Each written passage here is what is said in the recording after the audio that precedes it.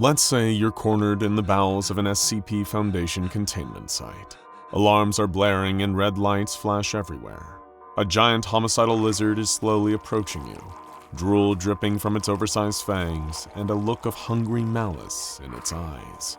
And in this moment, as its jaws open and prepare to receive your screaming body, your mind floods with questions. Is this thing's containment class Euclid or Keter? Is its disruption class a VLAN or more of an Amida? And why didn't I decide to become a barista? Would knowing any of this save you? No, but at least you'd die informed. And that's almost as good. And that, incidentally, is exactly why we're here today. To answer all those questions you've long been afraid to ask about that inside baseball SCP jargon. Apart from the barista one, that's on you. First, let's enter the nearest containment chamber and learn the skinny on containment classes. The most common classes you'll hear about when discussing the inmates of the many SCP Foundation containment sites. Before we get into the stats and categories, we need to clear up a common misconception. Containment classes have nothing to do with the danger an anomaly presents. You can have a deadly safe class SCP and a completely harmless Keter class SCP. We'll get into some examples in a bit. Still with us? Okay, let's get into the nitty-gritty. We'll start in the nice shallow waters of the safe class. Put simply, the safe class represents things that won't try to escape if you leave them unattended. They're what the SCP Foundation needs to spend the fewest containment resources on. So much so that they often end up in drawers, lockers, and filing cabinets. Oh yeah, and you've probably gathered by now, a lot of the safe class objects are literally non-sentient objects. Given that anything with a working mind is inherently unpredictable, they often end up in Euclid and Keter, even if they're not an anomalous Harry Houdini. But it's not their turn just yet. So what are some classic examples of safe class SCPs that get the point across? One of the OG classic safe class SCPs is SCP-005, the Skeleton Key. This is a seemingly unassuming old key with an incredible power. It can open literally any door in the world, no matter how modern, sophisticated, or even thaumaturgically advanced the lock is. You see why this would be an asset to the Foundation in an emergency situation, but you can also see why they'd want to keep it under lock and key. If anyone ever gets their hands on the thing, they'd be able to compromise Foundation security with greater efficacy than anyone else in human history. That's why, in order to prevent it from falling into the wrong hands, nobody can have access to the Skeleton Key without approval from a Level 4 member of personnel. Some objects in the safe class can be much more sinister than this, however. And a perfect example is SCP-010, the Collars of Control. Whatever you're assuming from the name, we're sorry to tell you that you're probably right. These are a series of 6 identical cast iron collars and a single remote control. When these collars are placed on someone, they lose the ability to be commanded by their own will. Instead, they become a total slave to whoever holds the remote. And generally, the kind of person who seeks out possession of that remote isn't necessarily going to be an upstanding citizen. And the SCP Foundation is no exception to this desire to get a little evil with it. One of the notes appended to the file is a redacted Foundation researcher claiming that the collars would be an excellent way to utilize D-classes for unskilled labor. Always remember, folks, the SCP Foundation isn't always the good guys. Of course, there's always the exception that proves the rule when it comes to containment classes, and for the safe class, we think the perfect example is SCP-507, the Reluctant Dimension Hopper. He's a perfectly chill guy who will, occasionally, and with no ability to control it, teleport himself into a different alternate dimension, ones that are often dangerous and terrifying, like a world full of deadly fungus, or a completely dark world where seemingly the only occupant is a freaky, grinning man. When he's in our dimension, he's been shown to be completely cooperative with the Foundation's commands, so much so that to even say he's contained would be a stretch. He's even allowed to eat his meals in the mess hall with all the Foundation researchers and guards. The man is a truly rare example of a sentient anomaly that is so trusted by the brass of the Foundation that he's still been given the safe class. But that gives you an idea of the 2, or rather 3, sides of the coin when it comes to the safe class. Some are benign and useful objects, others are inherently sinister.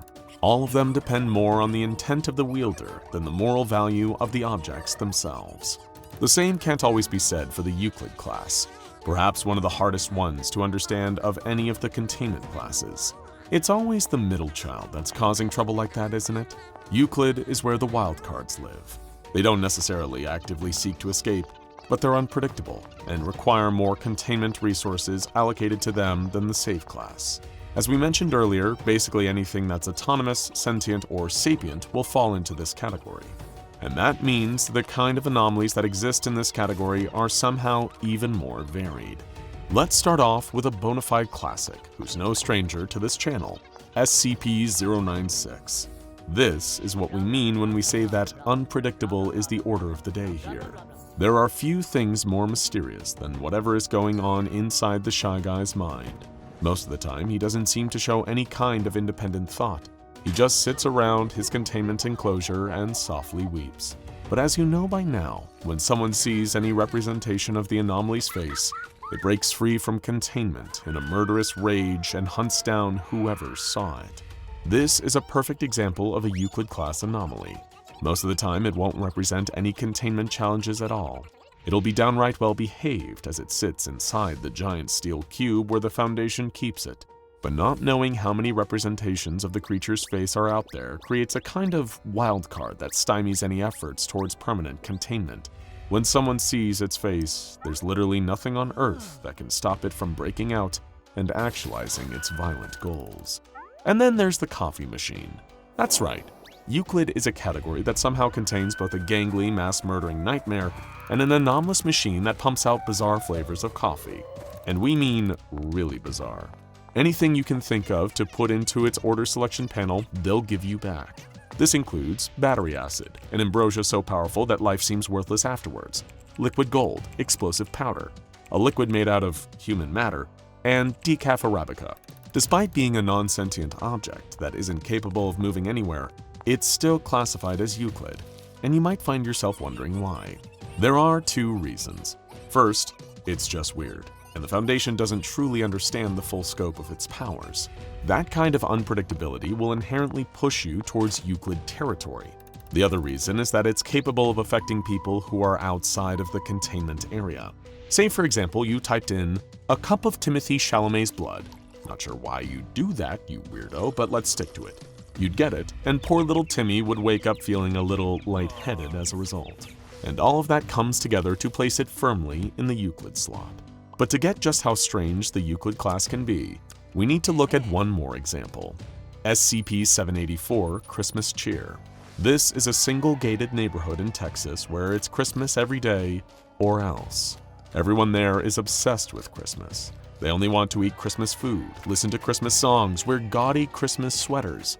And if you enter their domain and you're not willing to play along, you'll be dragged off to be re-educated by the community. A torturous experience that will leave your mind broken and your personality overwritten by pure Christmas whimsy. In some ways, it's so much stranger than either the Shy Guy or the coffee machine, a monster and an anomalous object respectively. A whole cursed community of seemingly non-anomalous humanoids who just really love Christmas to the point of being willing to force it on everyone they meet? What could be more strange and unpredictable than that? A gated-off suburb full of Christmas-loving freaks. You'll just never predict what they'll do. This drags us out of the strange madness of Euclid and into the deeply menacing world of Keter class anomalies. While we were being honest earlier when we told you that the Keter class doesn't have anything to do with how dangerous an anomaly is, some of the anomalies in this class just so happen to be some of the most dangerous and terrifying ones out there. One iconic example is SCP-682, also known as the hard-to-destroy reptile, which has earned its Keter class designation with its near-constant escape attempts. And hey, in its defense, if our containment meant sitting inside a huge vat of powerful acid all the time, we'd probably attempt to escape too. The problem with 682 is that these escape attempts generally cause between tens and hundreds of deaths for the personnel, so a huge amount of resources needs to be allocated in order to keep it contained. That's a pretty standard experience when it comes to Keter class anomalies. The Foundation needs to expend far greater resources to contain them than any other anomalies, and sometimes they don't even really have them contained. This can be said of SCP-4666, the Yule Man, one of the most violent and sadistic anomalies the SCP Foundation has ever encountered. Every Christmas, he selects and slaughters an entire family for his own twisted amusement. He He can appear anywhere across the entire northern side of the globe, the only hope of stopping his rampage being to detect the signs of an impending attack and get the family out of there before it's too late. The powerlessness of the Foundation to do anything about this situation really sells its place as a Keter-class anomaly.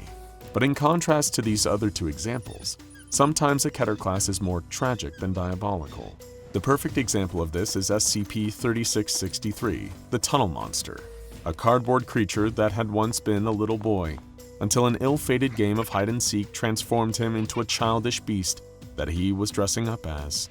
His tendency to resist Foundation commands, as well as his limited teleportation abilities, are what earned him his Keter-class status despite his more sad and innocent temperament. But all those are the primary classes of containment. While they're much rarer, we still need to do a lightning round of secondary containment classes, and of course tell you everything you need to know about disruption and risk classes. Ready? First, there's Thaumiel. These are the rare SCPs that are used to contain other SCPs, and they're so top secret that only the O5 Council can remain officially aware of their existence. Perhaps the most famous is SCP-3000, also known as Anatashisha, a giant eel deep underwater that produces an amnestic chemical every time it consumes its prey. These chemicals form the basis of all of the amnestics the Foundation uses in their operations today. Then there's Apollyon, one of the most terrifying classifications that you can ever see applied to an anomaly. It's used for anomalies that literally cannot be contained, or are imminently about to break free from containment. The example that might spring to mind first is SCP-001, When Day Breaks. This is the XK-class end-of-the-world scenario-inducing anomaly that turned the sun into a deadly laser, capable of turning every living thing on Earth into a deranged, gibbering blob. Of course, there's also the rare but incredibly intriguing Archaon class, an anomaly where, if you tried to contain it, it would actually do more harm than good. This is one of the rarest containment classes out there, but a perfect example is SCP-4494, also known as the Spectre.